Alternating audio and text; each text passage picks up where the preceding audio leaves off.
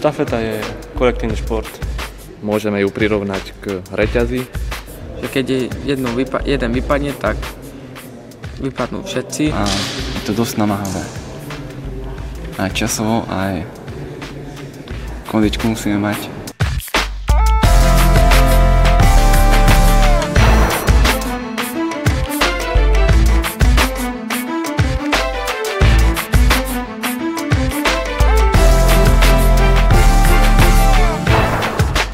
Ešte v roku 1986 kolektív vtedajších pedagógov školy tu v Čiernej nad Tisou sme zrealizovali taký štafetový beh z Čiernej nad Tisou do Prahy.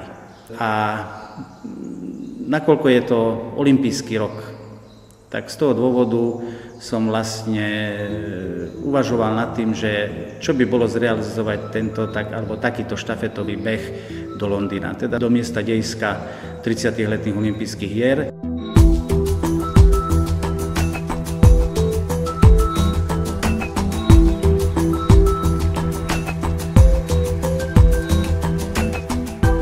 No ale nakoľko zrealizovať beh z východu Slovenska až do Londýna, čo je pomerne veľká vzdialenosť, vyše 2000 kilometrov, bolo z technického a finančného hľadiska náročné, tak som uvažoval nad tým, či by sme to nemohli zrealizovať tu v priestoroch školy.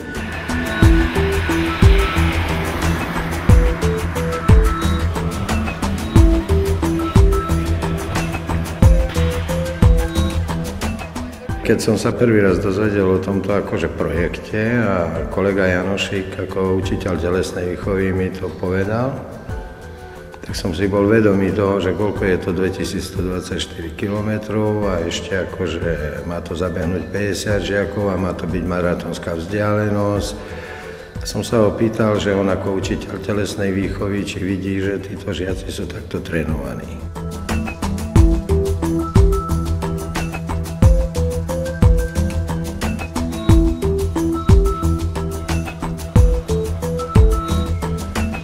Musím povedať, že zo začiatku boli dosť ohúrení s touto myšlienkou, že ich to prekvapilo, pretože hneď si premietli vlastne v hlave, že táto vzdialenosť je naozaj veľmi veľká a nakoľko keď učím telesnú výchovu a realizujem aj behy na dlhšie vzdialenosti, povedzme 12-minútový beh, 1500, 1000 s prvákmi a mám taký dojem, že medzi tými žiakmi, hoci sú veľmi dobrí futbalisti, povedzme, bežecky dobre disponovaní, sa mi zdá, že ako keby tá atletická dráha bola pre nich takou psychickou prekážkou.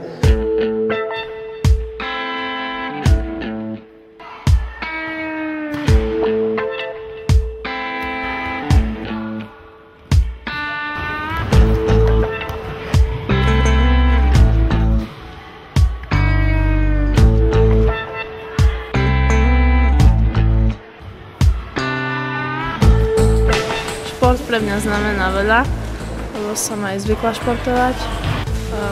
Volejbal hrám, aj chodím behať. Všeobecne šport milujem, rád behám. Venujem sa všelijakým športom, najradšej hrajem futbal. A zahrajem si aj ostatné športy, takže pre mňa znamená veľa šport. Tak, keď chcem byť úprimná, veľa nešportujem, ale rada chodím na kolieskových korčuliach a niekedy pôjdeme aj zabehať, ale také loptové hry, také nie.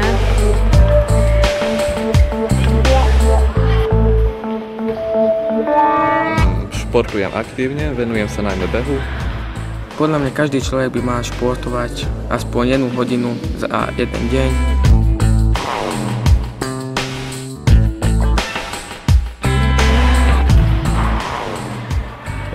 Ale bolo veľa takých ohlasov, hlavne z radov mojich najbližších pracovníkov, teda pedagógov, ktorí ma odhovárali, že nepúšťaj sa do toho, je to veľmi ťažké, žiaci to určite nezvládnu. Veď na našej školskej atletickej drahe pri 200-metrovom okruhu, teda to je vyše 10 000 kôl.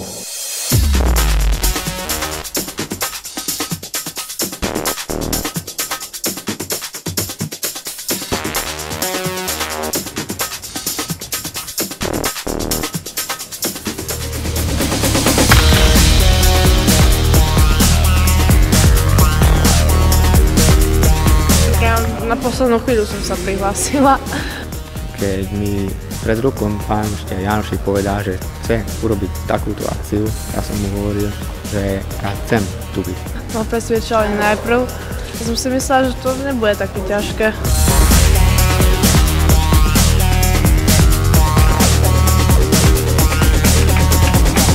Mne to urobil dobre, keď za mnou prišiel učiteľ s tým, že idem na ten beh, lebo mi dôveroval, poznáma. Nikto ma na to nenahovoril, ale vedel som o tom, že takáto akcia asi na Slovensku ani nebola.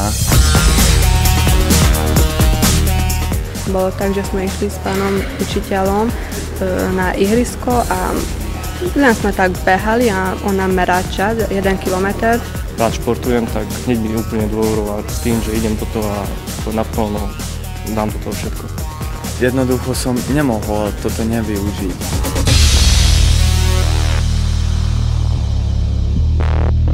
Nakoniec môžem povedať, že pri tréningoch, keď sme týždeň predtým začali ešte s týmito žiakmi, aby sa tento kolektív stmelil a sme začali také ľahšie tréningy s nimi robiť pred behom, aby sa trošku rozbehali. Už vtedy som tušil, že táto akcia sa dá zrealizovať. Videl som u nich ten entuziazmus, nadšenie, zaskakovať jeden za druhého a to ma veľmi milo prekvapilo. Bez toho by sa takýto pretek alebo takýto štafetový beh nedal zrealizovať.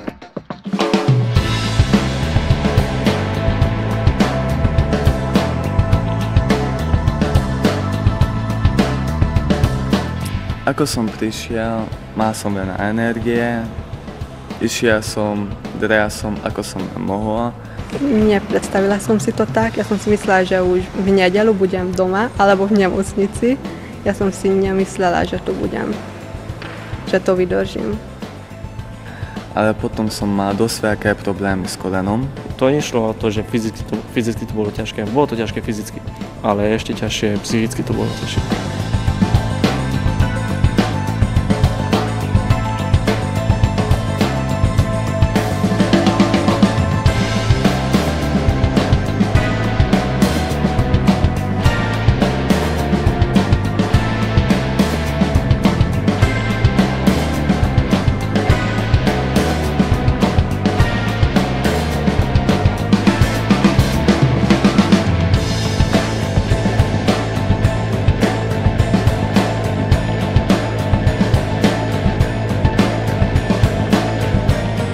Ja som vedela, že to je strašne ťažké, hlavne v noci. Vstať a ísť behať, potom zase ísť spať. Každé 3 hodiny vstávať, proste o polnoci ísť spať a vstať o 3 hodiny neskôr, to bolo ťažké. A ešte k tomu beh, to bolo ťažké.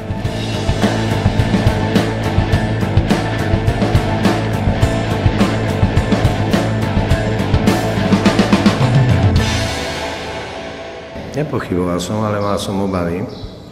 A druhá noc bola tak vyhranená už, že chlapci, my už nevládzeme.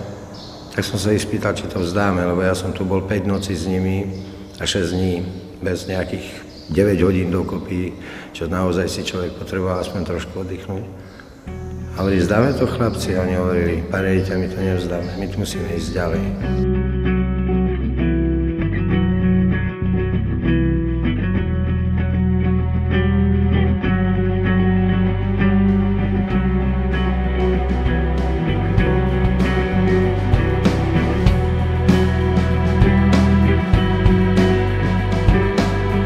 A keď som včera už vedela, že je útorok, čo večer som sa dozvedela, že je už útorok, bola som strašne šťastná. Proste som nevedela ani, čo cítim. Strašne ma boleli nohy.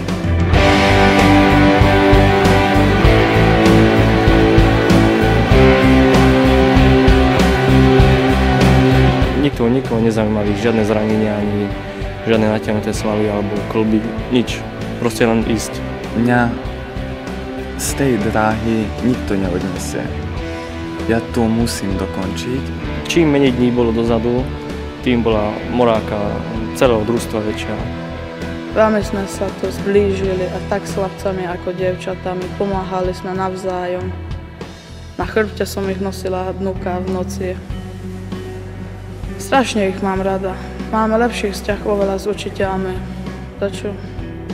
Nedá sa povedať slovami, čo cítime teraz.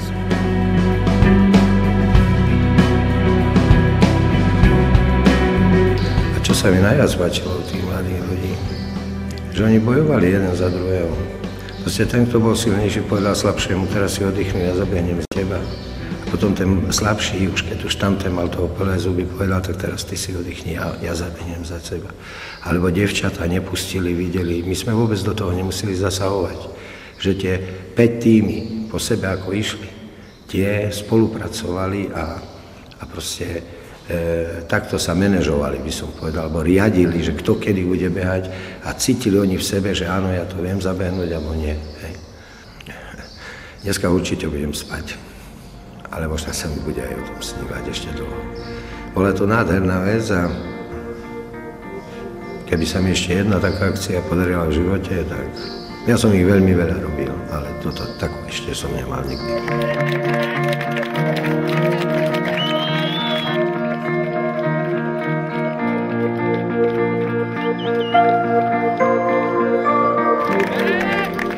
Keď už tie posledné kola išli a ako sme bežali okolo, tá hrdosť, čo v sebe, ja asi pre seba som to robil najviac.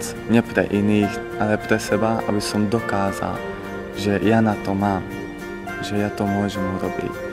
A pre seba som dokázal a preto teraz domov s bolestiami, ale celkom hrdý idem domov.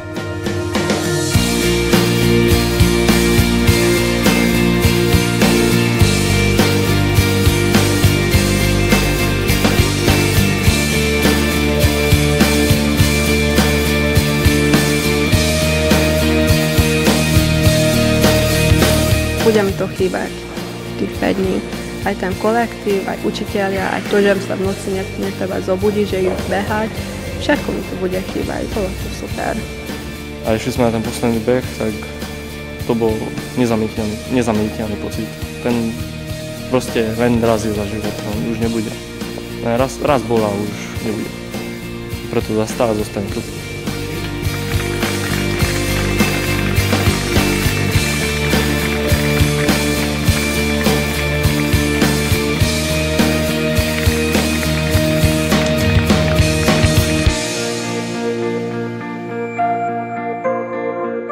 Mala som dobrý pocit, mala som voľkú slzy od šťastia. Ale bola by som rada vtedy, keby povedali, že je omyl a ešte 1000 kolečok máme.